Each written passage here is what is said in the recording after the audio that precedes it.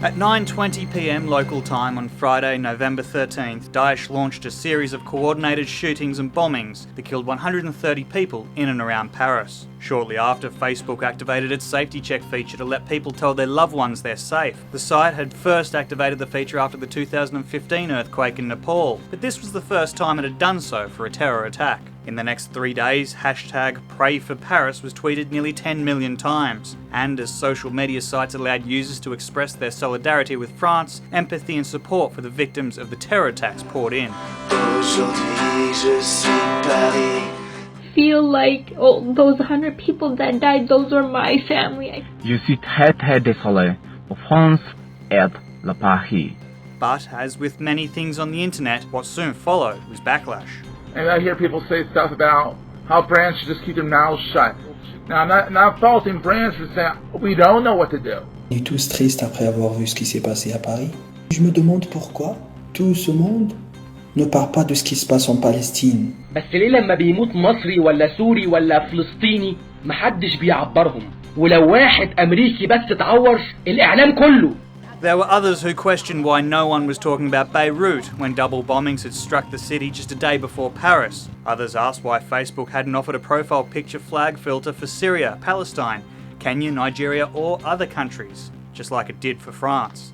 And then there's Turkey, which has nearly twice as many registered Facebook users as France, but the social networking site didn't offer a safety check or flag filter when Daesh killed 102 people in Ankara just over a month ago. It caused many people to wonder why the world was #StandingWithParis and not with other cities and towns that have been exposed to terror attacks, a total of nearly 300 this year alone. And many Muslims felt they were being blamed for Daesh terrorism. Tüm dünyadaki Müslümanlar bu konuda bazı etiketler açıp terörizm dini yoktur, benim adıma değil gibi Twitter'dan etiketler açarak içerikler paylaştılar.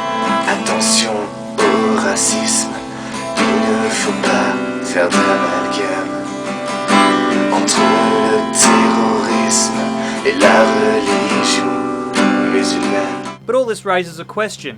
To what extent should or can media organisations and corporations such as Facebook be held responsible for their decisions? Many people put up posts on social media that accused mainstream media of failing to report on terror attacks in other countries. But Facebook, Twitter and YouTube are social media sites, not traditional news outlets. They decide what to show users based on their friends' subscriptions and what they've previously liked. After the initial criticism about the safety check, Facebook's Director of Growth released the following. During an ongoing crisis like war or epidemic, safety check in its current form is not that useful for people because there isn't a clear start or end point, and unfortunately, it's impossible to know when someone is truly safe. Bilal Uren is a social media expert and lecturer at Marmara University in Istanbul and believes that there is a reason these sites don't respond strongly to terror attacks like the one in Ankara. Mesela bizim başımıza gelen olaylarda bize biraz daha mesafeli davranırken işte Fransa'da, Batı'da daha yakın partner olarak gördüğü belki bilmiyorum. Onlarla daha yakın işbirliğine giriyor. Ama bu ben önemli görüyorum çünkü çok kolay değil bu kadar insana hitap etmek. Ellerinde böyle bir güç var, o gücün de farkındalar. Bunu iyi olarak kullanmak istiyorlar. Just 5 days after the attack in Paris, Facebook decided to activate its safety check feature following a bombing that killed 32 people in the city of Yola in Nigeria. Many people have speculated that it was in response to users' criticisms after the Paris attacks, but they hope it's had a lasting effect.